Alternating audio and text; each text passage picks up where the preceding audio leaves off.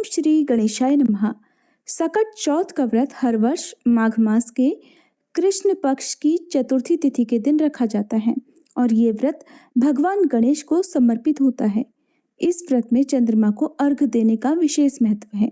सकट चौथ के व्रत का पारण रात को चंद्रमा को अर्घ देने के बाद ही किया जाता है। इस बार साल 2024 में 29 जनवरी को संकष्टी चतुर्थी यानी कि सकट चौथ है।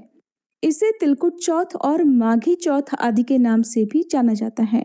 चतुर्थी तिथि के देवता भगवान श्री गणेश जी हैं और इस दिन गणेश भगवान के साथ ही चौथ माई की पूजा भी की जाती है, व्रत रखा जाता है और गणेश भगवान और चौथ माता की कथा पढ़ी और सुनी जाती है। खास तौर पर ये व्रत माताएं अपनी संतान की लंबी उम्र, उनके सुखद भविष्य की कामना से और उन्हें आने वाली हर परेशानी से बचाने के लिए रखती है। लेकिन इस व्रत को कोई भी रख सकता है। जो लोग संतान प्राप्ति की इच्छा रखते हों या जिनके जीवन में बहुत सारी समस्याएं हों, ऐसे सभी भक्त भी भगवान गणेश के साथ संकटा माता की पूजा आज के दिन कर सकते हैं। आज की इस वीडियो में आप जानने वाले हैं तिलकुटा चौथ की संपूर्ण तिथि, शुभ मुहूर्त और पूजा विधि के बारे में। साथ ही आप जानेंगे कि क्या इस व्रत में सुबह के समय सरगी खाई जाती है, क्या इस व्रत को केवल निर्जल और निराहार रहकर ही रखा जाता है या फिर इस व्रत को जल और फल के साथ भी रख सकते हैं या नहीं। इस व्रत में यदि पीरियड आ जाए तो महिलाओं को क्या ये व्रत रखना चाहिए, अगर पीरियड हो जाते हैं तो पूजा कैसे करनी चाहिए, अगर आप पूजा ना कर पाए तो फिर पूजा किससे करवानी चाहिए। इसके अलावा रात के समय यदि चंद्र देवता दिखाई ना दें तो फिर पूजा कैसे की जाती है। ये सारी जानकारी आज के इस वीडियो में आपको मिलने वाली है। चतुर्थी तिथि प्रारंभ होगी 29 जनवरी सोमवार की सुबह 6:12 से और समाप्त होगी 23 जनवरी मंगलवार की सुबह 8:54 पर। इस दिन सूर्योदय होगा सुबह 7:12 पर, सूर्यास्त होगा शाम 6:07 पर। ब्रह्म मुहूर्त का समय रहेगा सुबह 5:35 से 6:23 तक। अभिजीत मुहूर्त रहेगा दोपहर 12:17 से 1:01 तक। आज के दिन दोपहर के समय में भी गणेश भगवान की पूजा की जाती है, तो अभिजीत मुहूर्त बहुत ही उत्तम मुहूर्त रहता है भगवान गणेश जी की पूजा करने के लिए। अमृत काल का समय सुबह 11:44 से 1:32 तक रहेगा। आप इस समय में भी पूजा कर सकते हैं और चंद्रोदय का समय रहेगा रात 9:18 पर। तो रात को चंद्र देवता को आप इस समय के बाद से कभी भी अर्घ दे सकते हैं, अपना उपवास खोल सकते हैं। राहु काल जो कि अशुभ मुहूर्त माना जाता है सुबह 7:30 से 9 बजे तक रहेगा। इस समय यदि आप कोई नया काम शुरू करना चाहते हो तो उसका त्याग करें। राहु काल का समय बीतने के बाद ही आपको कोई काम शुरू करना चाहिए, नहीं तो राहु काल का समय प्रारंभ होने से पहले भी आप कर सकते हैं।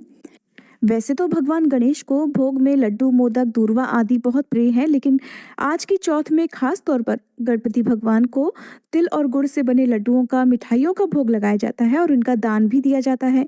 शाम के समय चंद्र देवता की पूजा करके जब उपवास खोला जाता है तो सबसे पहले प्रसाद रूप में तिल और गुड़ के लड्डुओं का ही प्रसाद ग्रहण करके फिर उपवास खोला जाता है। सबसे पहले ब्रह्म मुहूर्त में उठकर स्नान आदि से निवृत्त होकर साफ स्वच्छ वस्त्र धारण करने चाहिए। पूजा में काले या भूरे रंग के वस्त्रों का प्रयोग करने से बचना चाहिए। सूर्य देवता को जल अर्पित करके फिर हाथ में जल या पुष्प लेकर व्रत रखने का संकल्प लिया जाता है। जो लोग भी किसी कारणवश व्रत रखने में समर्थ ना हो वो केवल पूजा भी कर सकते हैं। कई जगह पर इस व्रत को निराहार और निर्जल रहकर रखा जाता है, तो ऐसे में बात आती है कि क्या इस व्रत में सरगी खाई जाती है।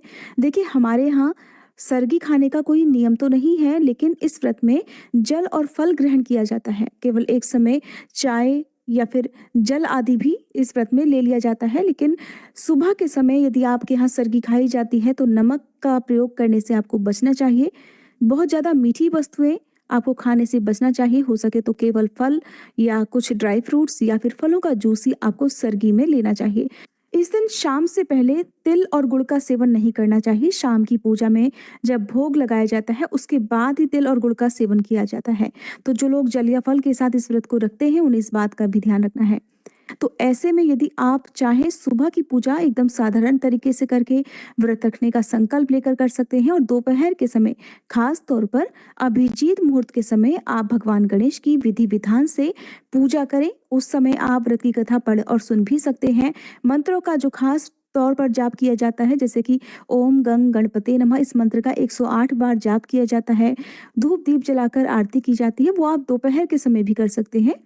और दोपहर के समय यदि आपके यहाँ कथा सुनने का रिवाज नहीं है, शाम के समय ही कथा सुनी जाती है, तो केवल दिन में एक बार भी आप कथा सुन सकते हैं।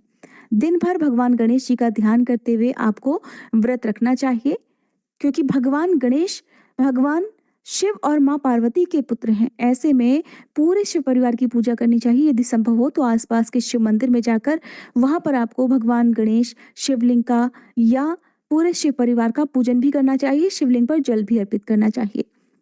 शाम की पूजा बहुत खास होती है, तो शाम की पूजा में आप अपने घर के मंदिर में एक तरफ को चौकी बिछाकर सबसे पहले गंगा जल से पवित्र कर लीजिए। उस पर लाल या पीला वस्त्र बिछाकर आपके पास जिस भी धातु की भगवान गणेश की प्रतिमा ना हो तो तस्वीर भी आप रख सकते हैं।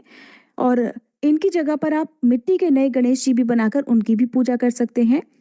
इसके अलावा आप एक सुपारी पर मौली, जिसे हम कलावा कहते हैं, उसे लपेट कर उन्हें भी गणेश भगवान का भाव करके उनका पूजन कर सकते हैं।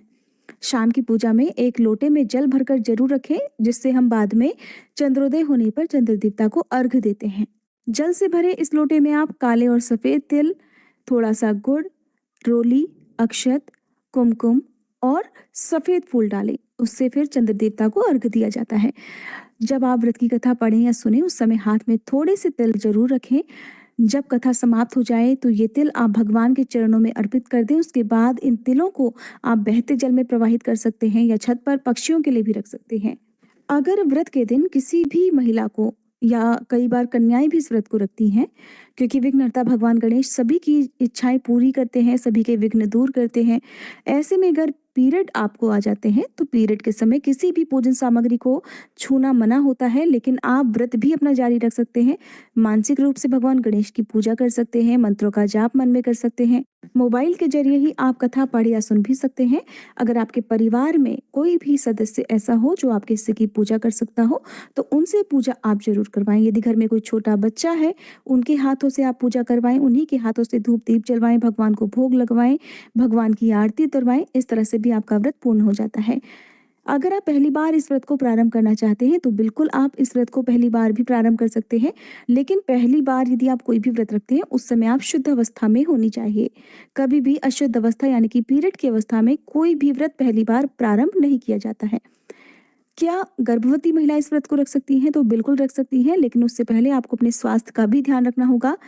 अगर आपके डॉक्टर ने आपको व्रत रखने से मना किया है तो आप व्रत ना रखकर केवल भगवान की सच्चे मन से पूजा करके व्रत की कथा भी पढ़ या सुन सकती हैं। इसके अलावा आप भरपूर मात्रा में जल, फल या दूध का सेवन करके भी इस व्रत को रख सकते हैं। क्योंकि इस दिन सकटा माता और चौथ माता की पूजा की जाती है, सकटा माता का ध्यान आप मन में करें। सकटा माता की कथा जरूर पढ़ें सुने। भगवान गणेश की कथा के साथ ही यदि सकटा माता की कथा आपने नहीं पढ़ी सुनी है तो व्रत का पूर्ण फल भी प्राप्त नहीं होता है। इस दिन सकटा माता के नाम से आप सुहाग की सामग्री, जो भी आवश्यक सामग्री हो जिसमें से आप कुछ भी दे सकते हो, उन्हें माँ को अर्पित करें, माँ को भोग लगाएं, वही भोग जो आपने गणपति भगवान को अर्पित किया है। और सकटा माता से अपने परिवार के सभी सदस्यों की रक्षा करने के लिए, अपने बच्चों के लिए या गर्भवती महिलाएं अपने होने वाले बच्चे के सुखद भविष्य के लिए, अच्छे स्वास्थ्य के लिए प्रार्थना कर सकती हैं। चंद्रोदय से पहले आप गणेश भगवान की पूजा करके उन्हें भोग लगा सकते हैं, आरती कर सकते हैं। और उसके बाद जब चंद्रोदय का समय हो जाए, यदि आपके घर में आसपास चंद्रमा दिखाई देते हो, आसमान साफ हो, तो आप चंद्र देवता की पूजा चंद्र देवता को अर्घ करके कर सकते हैं। और कई बार मौसम साफ ना हो, आसमान में चंद्र देवता ना दिखाई दें, तो आप इस दिन भगवान शंकर के मस्तक पर विराजमान चंद्र देवता की पूजा करके उन्हें देखते हुए उन्हें भी अर्घ दे सकते हैं। इसके लिए आप अपने घर की जो भी छत है, जो भी बालकनी या जहाँ से भी आपको खुला आसमान थोड़ा भी दिखाई देता हो, वहां पर उस तस्वीर को या उस मूर्ति को लेकर जाएं। फिर जल के लोटे से चंद्र देवता को अर्घ दिया जाता है। अर्घ देते समय ओम सह चंद्रमसे नमः इस मंत्र का 3 बार जाप करके अपनी ही जगह पर खड़े होकर 3 बार परिक्रमा की जाती है। चंद्र देवता की कृपा से दाम्पत्य जीवन सुखी होता है। यदि किसी का मन अशांत रहता हो, मानसिक तनाव बना रहता हो, तो वो सभी समस्याएं भी चंद्र देवता की कृपा से दूर हो जाती हैं। अगर किसी की कुंडली में चंद्र दोष हो तो वो भी दूर हो जाता है। कहते हैं कि चतुर्थी के चंद्रमा का दर्शन बहुत ही शुभ होता है, लेकिन एक चतुर्थी ऐसी है जिसमें भूले से भी चंद्र देवता के दर्शन नहीं किए जाते हैं। वो होती है भाद्रपद मास की चतुर्थी तिथि। इसके बारे में एक बहुत ही रोचक कथा प्रचलित है जिसे आप बाद में कभी मेरे चैनल पर ज़रूर सुनिएगा। तो इस तरह से सकट चौथ का व्रत पूर्ण होता है, क्योंकि ये चौथ बहुत बड़ी चौथ होती है। इस दिन यदि आप छोटी से छोटी वस्तु का दान करते हैं, उसका भी कई गुना पुण्य प्राप्त होता है। तो अपनी सामर्थ्य के अनुसार आप तिलकूट का दान तो करें ही करें। यदि आपकी कोई मन्नत है तो उसे पूरा करने के लिए आप भगवान गणेश से प्रार्थना करें, या फिर उसके बाद आप संकल्प लें कि आप अगली चौथ आने पर भगवान गणेश को जो भी अपनी सामर्थ्य के अनुसार है वो अर्पित करेंगी, या इसके अलावा जैसा भी आपका मन हो उसके अनुसार आप संकल्प ले सकते हैं और भगवान गणेश की पूजा कर सकते हैं। जब भी आप कोई मन्नत ले तो एक चुनरी में आप गांठ लगाकर तभी आपको मन्नत के लिए, मन्नत पूरी होने के लिए भगवान से प्रार्थना करनी चाहिए। उसे चुनरी सहित आपको मंदिर में भगवान गणेश जी को अर्पित कर देनी चाहिए। मंदिर आसपास कहीं हो, अपने घर के मंदिर में भी आप गांठ बांधकर चुनरी रख सकते हैं, और जब मन्नत पूरी हो जाए तो उस गांठ को खोल जरूर देना चाहिए और भगवान को विधि विधान से भोग लगाकर पूजन करके फिर आपको जो भी मन्नत के अनुसार आपने मांगा है उसे पूरा जरूर करना चाहिए। संकल्प अधूरा छोड़ने पर भगवान गणेश क्रोधित भी हो जाते हैं, इस बात का ध्यान रखना चाहिए।